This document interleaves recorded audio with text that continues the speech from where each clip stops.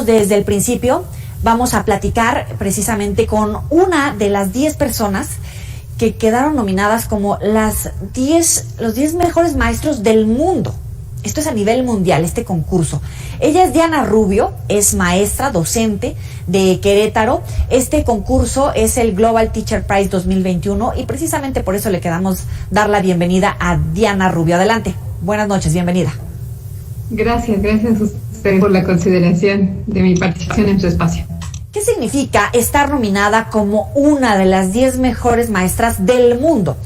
Cuando ya has ganado otros reconocimientos que precisamente destacan pues tu entrega, la creatividad, muchas cosas que sumas a los estudiantes. ¿Qué elementos de valor le estás entregando a la vida de un estudiante que se toman en cuenta para que te otorguen este premio? Significa un gran compromiso con la educación, con lo que es mi vocación, también con especial énfasis en todas las personas que han logrado que este premio sea posible, y me refiero a mis estudiantes, a los padres de familia, a mis colegas, a los directivos que han confiado en los proyectos que hemos realizado. Así es de que este premio más bien es el resultado de la suma de muchas voluntades de diferentes actores de la sociedad que creemos que a través de la educación podemos hacer un cambio real en nuestros ciudadanos y que de alguna manera podamos incidir en agregar valor a la juventud. Claro, precisamente, ¿cómo agregar valor cuando se ha profundizado el rezago educativo, la deserción escolar y este problema que ya es de antaño? Tenemos un rezago educativo que bien señalas, hay muchas áreas de oportunidad y muchos retos que enfrentar. Cuando pensamos en cómo agregar valor, creo que hay muchas acciones que de alguna manera están realizándose.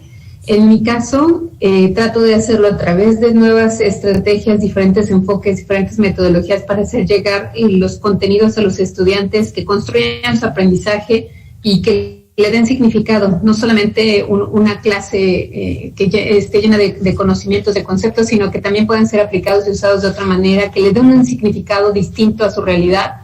Y por otra parte, desarrollar las competencias que les permitan enfrentar los retos del siglo XXI.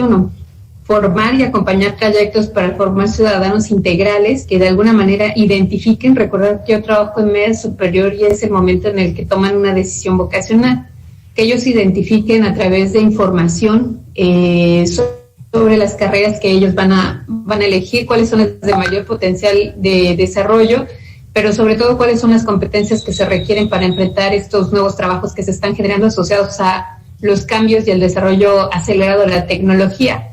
Despertar en ellos también un compromiso diferente desde ser estudiante. Ser estudiante se tiene que vivir diferente, estar más comprometidos, ser más activos, identificar qué es lo que les gusta y a través de eso, pues transitar hacia una educación superior o a la incorporación en el ámbito laboral con competencias que demande tanto el sector educativo como el productivo. Y por supuesto que la pandemia incidió en acentuar muchos de los retos que tenemos, la conectividad, acceso a dispositivos, entre otros. Y entonces tenemos que redoblar esfuerzos en conjunto, no solamente los docentes, sino todos los actores de la sociedad para que esto ocurra.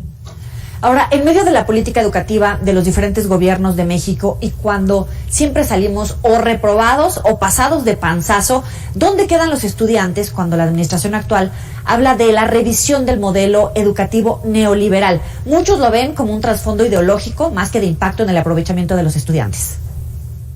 Respecto al modelo educativo, siempre hay áreas de oportunidad para su implementación real en las aulas. Hay que considerar que la educación tiene que estar centrada en el estudiante. Hay que estar comprometidos con el bienestar y el desarrollo de las comunidades de nuestro país, pero también con el cuidado de nuestro ambiente. Los chicos de alguna manera desarrollan conocimientos científicos, tecnológicos, históricos, etcétera, y de alguna manera tiene que facilitar su tránsito, pero también su incorporación a lo que es la realidad.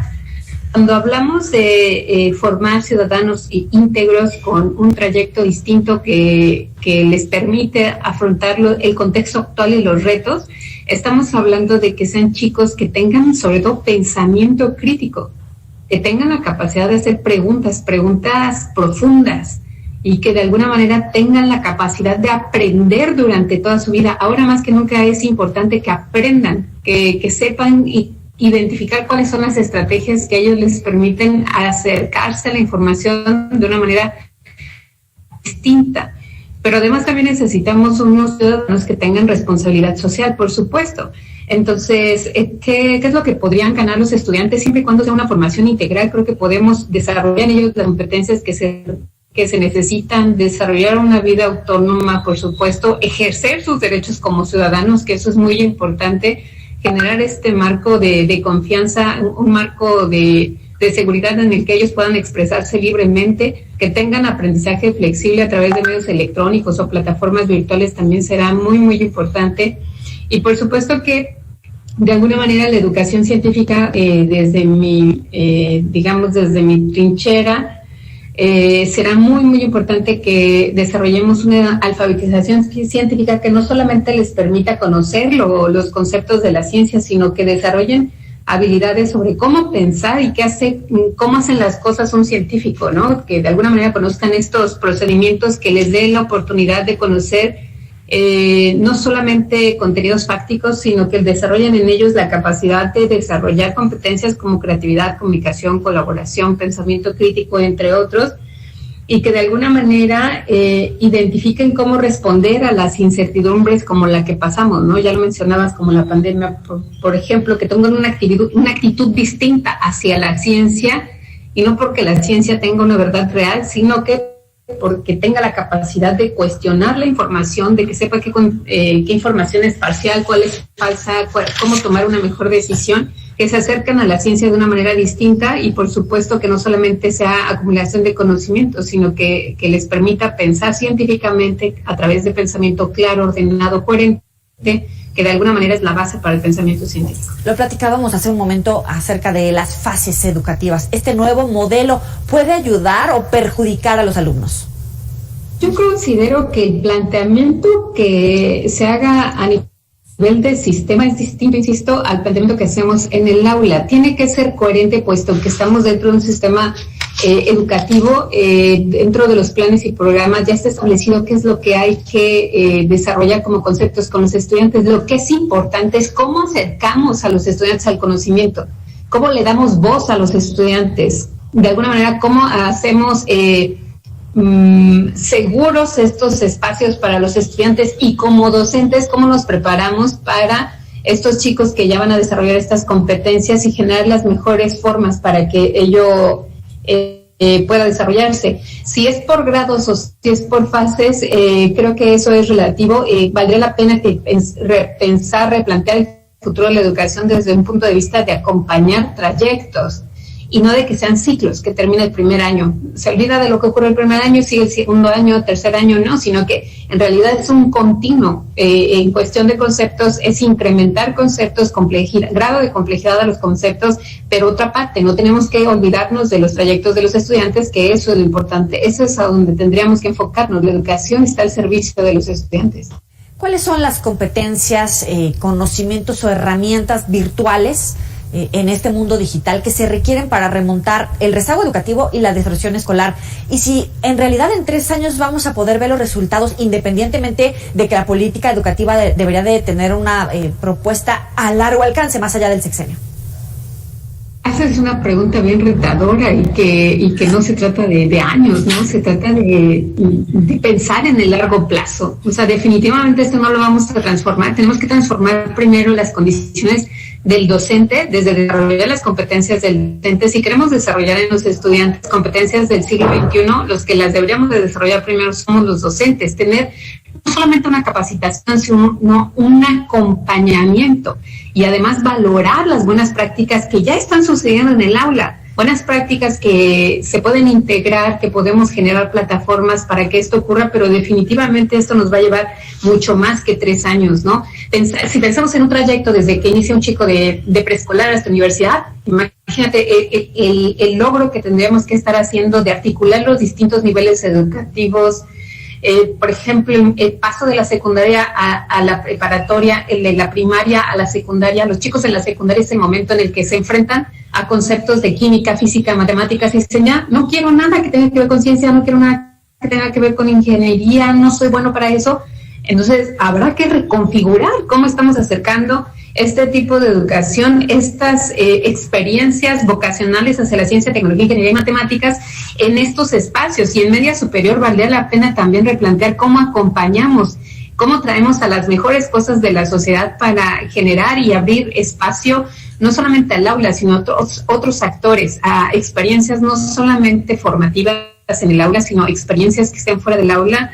Entonces, en ese sentido, que accedan a la universidad y no solamente que egreses, sino, por ejemplo, desde la perspectiva de género, pues hay una brecha importantísima también ahí en la que podemos incidir, en la que no solamente se trata de que elijan carreras asociadas a estos nuevos trabajos que vienen, que se están transformando, sino que permanezcan, generar las condiciones también para que las mujeres permanezcan en estas áreas de ciencia, tecnología, ingeniería y matemáticas, asegurar las redes de apoyo que se necesitan para que ellas permanezcan en estos espacios. Entonces, en realidad pensar que 3 años van a ser suficientes es muy arriesgado desde mi punto de vista. Más bien habría que pensar en el largo plazo y cómo vamos a acompañar, insisto, imaginar un niño de preescolar e imaginar todo el trayecto, cómo todos los docentes que vamos a estar durante su trayectoria de formación escolarizada, de qué manera podemos aportar, de qué manera podemos agregar valor en cada uno de los espacios que él va teniendo dentro de educación para poder incidir en sus trayectos, ¿no? Y en su formación integral, que realmente sea un ciudadano íntegro y que pueda integrarse a nuestra sociedad como lo pretendemos. ¿Cuál sería un reto o un objetivo real, medible, que se pueda cumplir para ir subiendo escalones hasta alcanzar ese objetivo? Lo que pasa es que hablar de educación es un problema muy complejo y no podríamos mencionar un solo reto, ¿no? Hay muchos retos. En realidad la educación es un gran complejo de acciones.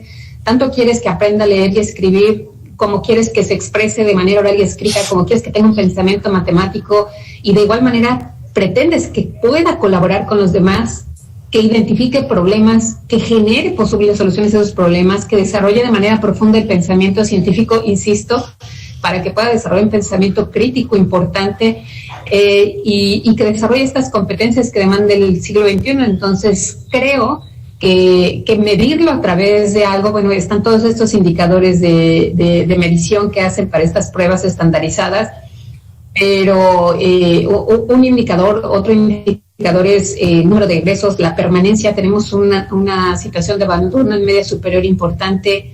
En fin, o sea, pensar en que hubiera un solo reto sería desdibujar otras áreas que son igual de importantes y no creo que podamos hacerlo así. No creo que podamos enfocarnos solamente en uno. Recordar que los actores fundamentales son los estudiantes, nuestras estudiantes y estudiantes, pero también los padres de familia, que son una parte importante para poder integrar estas acciones, ¿no? Y que, por ejemplo, en un club de ciencias yo he tenido ocasiones en las que tengo chicas acreditadas a ferias internacionales y los papás no las dejan ir. Entonces, necesitamos incidir como sociedad desde la cultura, no solamente en el aula, sino desde nuestra cultura, abrir nuestras perspectivas como sociedad también. E insisto, un estudiante no termina su formación integral en la escuela, sigue aprendiendo de todos los contextos y de todos los actores de nuestra sociedad a los que está expuesto en cualquier momento, no solamente en la escuela, cuando sale en el transporte, cuando va a una oficina con sus papás, cuando va a un centro cultural, cuando va a la biblioteca. Todos esos actores en nuestra sociedad le están enseñando algo de manera indirecta a nuestros estudiantes. Entonces, habría que replantear la forma en la que vemos la educación. Y los retos, yo diría que los estudiantes, primero, que tengan las condiciones, que haya la infraestructura, que los docentes también tengan los estímulos apropiados y, por supuesto, que se integren nuevas tendencias educativas. Serían algunas de las áreas que yo consideraría importantes. Hablando de esos incentivos para los maestros, ¿qué te falta a ti por aprender? Efectivamente, como maestra, y ahorita que hablabas de las cuestiones de género, ¿qué te falta para aprender como mujer y como adulta? Porque el aprendizaje no termina cuando salimos de la escuela o a cierta edad. La mejor forma de ser un buen maestro es valorar esta capacidad que tenemos de aprender de manera constante, incluso de aprender de los estudiantes. Entonces, ¿qué es lo que me faltaría a mí por aprender? Tengo muchísimo que aprender. Yo insisto mucho en el enfoque y en la perspectiva de género en la educación, entonces por ahí tengo un tema de investigación. ¿De qué manera estos nuevos enfoques, como el enfoque STEM, que nos permite integrar la ciencia, tecnología, ingeniería y matemáticas, pueden desarrollar el carácter en los estudiantes y no solo pensar en que vamos a generar estos talentos humanos que se van a incorporar al sector productivo, sino realmente integrar este florecimiento individual, este florecimiento como sociedad, pero desde las virtudes, ¿no? Virtudes intelectuales, morales y de ciudadanía, que realmente seamos empáticos con los demás. Hay ocasiones que a mis estudiantes yo les pregunto, ¿qué problemas tienen? Y me dicen, no, nada, en mi privada seguridad, pues está resuelto, tenemos las necesidades básicas cubiertas, ok, y en el trayecto de verdad no tienes ninguno. Bueno, a veces hay tránsito. Bueno, ¿y en tu casa de verdad ninguno? No. Bueno, ¿y el agua? Pues mi papá la paga, ¿no? Y cuando en realidad hay mucho detrás de estas cosas que ya tenemos por sentadas. Entonces habrá que comenzar a despertar esta empatía por los problemas sociales que tenemos que enfrentar, la Agenda 2030. Entonces me hace falta explorar mucho más en estas áreas, ¿no? Y dar, por supuesto, evidencia de ello. Muchísimas gracias por este tiempo para Mega Noticias. Gracias por estar con nosotros. A ti, muchísimas gracias por tu espacio. Hasta luego, buena noche. No se puede perder esta entrevista en los próximos espacios informativos o en las redes sociales. Está imperdible. Vamos a otras cosas.